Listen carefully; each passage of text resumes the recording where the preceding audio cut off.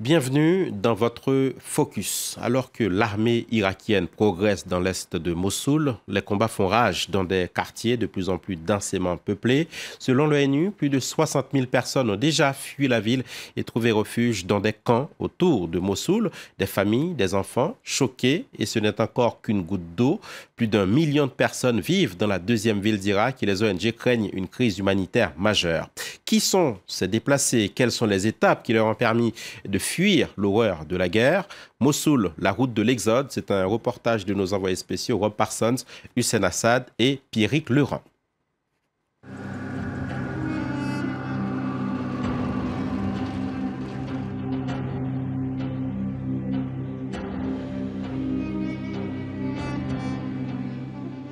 Ils fuient les combats, chaque jour plus nombreux. Des centaines de civils, à pied par petits groupes, éprouvés, mais soulagés de laisser derrière eux 2 années de terreur sous la domination de l'État islamique.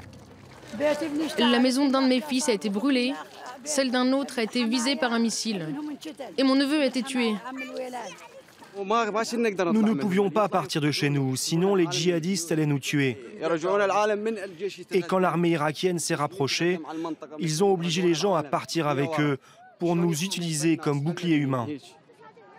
Dans les faubourgs tout juste libérés, l'armée prend en charge les derniers arrivants. Quelques kilomètres plus loin, un arrêt obligatoire. Les femmes et les enfants les plus jeunes sont autorisés à poursuivre leur route. Les hommes sont mis à l'écart pour un contrôle d'identité. Objectif, éviter que ne se cachent parmi eux des combattants de l'État islamique. Un officier des services de renseignement intervient. Il espère obtenir des informations. Combien d'entre vous ont reçu des coups de fouet? Vous en avez tous reçu. Alors quelqu'un a dû vous dénoncer à l'État islamique. Chaque rue compte 4 ou 5 informateurs. Et vous n'avez aucun nom. On sait bien, mais... Ben alors? Mais on ne connaît pas leur vrai nom. Mais en face, ce sont vos frères, vos cousins dont on parle. Ils ne sont pas tombés du ciel. Peu de combattants sont tchétchènes ou afghans. On est loin d'être naïfs. Vous n'allez pas nous faire croire que ce genre de choses... Je vous promets, si j'avais des informations, je vous les donnerais. Je n'ai peur que de Dieu. On sait bien que vous avez tous peur les uns des autres. On le sait. Le problème là, c'est la peur, ni plus ni moins. Chacun d'entre vous a des informations sur au moins 5 ou 6 d'entre eux. Malgré son insistance, l'officier n'obtiendra rien. Mais pendant son discours, 2 hommes ont discrètement vérifié chaque identité. Ils recherchent toute personne ayant des liens avec l'État islamique. On confronte leur identité avec notre base de données. Si rien ne ressort, on les envoie vers les camps. Et si leur nom apparaît, on les arrête. Et selon les preuves qu'on a, on prend des mesures judiciaires. Cette fois, tout le monde repartira libre. Les hommes vont rejoindre le reste de leur famille. Leur destination, le camp de Raser, à une quinzaine de kilomètres de Mossoul. Une fois entrés, interdiction de ressortir sans l'accord des autorités. Un peu partout dans ce dédale de tentes, de longues files d'attente. Des ONG distribuent des produits de première nécessité. Abou Sabar est arrivé la veille. Il vient du quartier d'Al-Bakr, dans l'est de Mossoul. Il n'a pu prendre avec lui que ses vêtements et quelques effets personnels. Avec l'aide de ses fils, il ramène jusqu'à sa tente son premier lot d'aide humanitaire. Ces derniers jours ont été horribles. Mon fils a été touché par un tir en pleine main. Un sniper de Daesh. Daesh nous a vraiment rendu la vie misérable.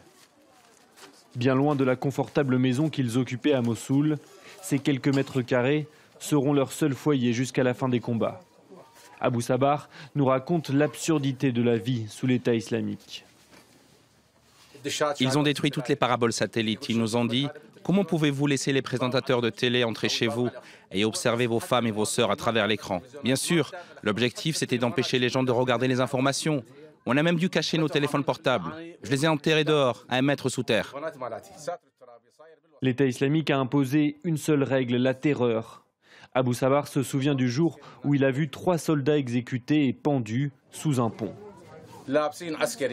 Ils les ont pondus par les pieds. Ils avaient des uniformes militaires. Le premier avait les pieds liés et la tête en bas, avec les bras ouverts. Le second était accroché par une seule jambe, avec l'autre écartée.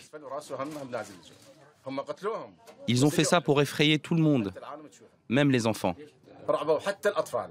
Le pire est peut-être derrière eux, mais la famille va maintenant devoir s'habituer à la vie de réfugiés, d'interminables journées et l'humiliation de dépendre de l'aide extérieure.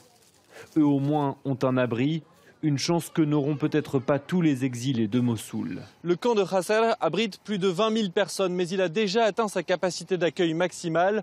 Or, le nombre d'habitants qui fuient les combats à Mossoul continue d'augmenter semaine après semaine.